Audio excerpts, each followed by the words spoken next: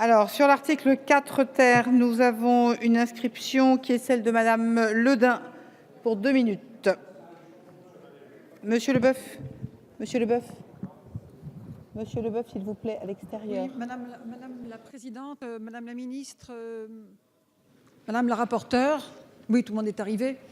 Il s'agit là d'un article important, l'article 4, puisqu'il vient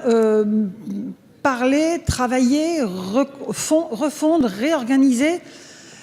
reformuler ce qui finalement est quelque chose qui est inscrit dans le Code de la propriété intellectuelle de notre pays et qui est également quelque chose qui est soutenu par la directive européenne qui est venue après Nagoya et qui pose en fait la question de qui paye quoi et qui bénéficie de quoi lorsque l'on utilise des ressources qui proviennent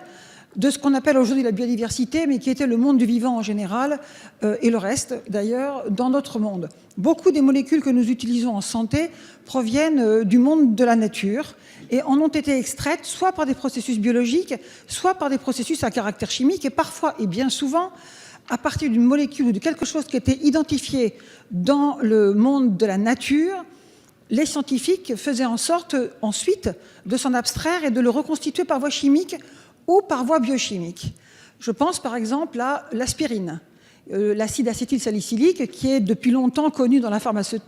pharmacopée comme étant l'extrait de saule qui était obtenu par décoction et par différentes méthodes. Or, l'acide acétylsalicylique, aujourd'hui, l'aspirine est obtenue par voie chimique. Mais il n'empêche que ça vient historiquement d'un extrait biologique. Donc la rédaction actuellement proposée, les rédactions actuellement proposées dans les textes, et je voulais qu'on en parle, et c'est la raison pour laquelle j'ai déposé 3 amendements,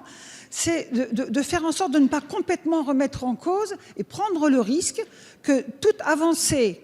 à partir de quelque chose qui aurait été identifié par voie biologique, soit dans sa totalité, soit dans ses composants, y compris génétiques, ne pourrait pas ensuite être éventuellement copié par voie chimique ou biochimique et être libre, non pas de droit, mais de moyens de se développer à l'international en termes économiques. Donc on est sur un vrai sujet, et ce d'autant que la plupart des molécules, molécules peuvent se développer sur le territoire national ou partout ailleurs dans le monde, puisque nous sommes un pays riverain de beaucoup d'autres pays du monde et donc de beaucoup d'écosystèmes. Voilà mon propos, Madame la Présidente.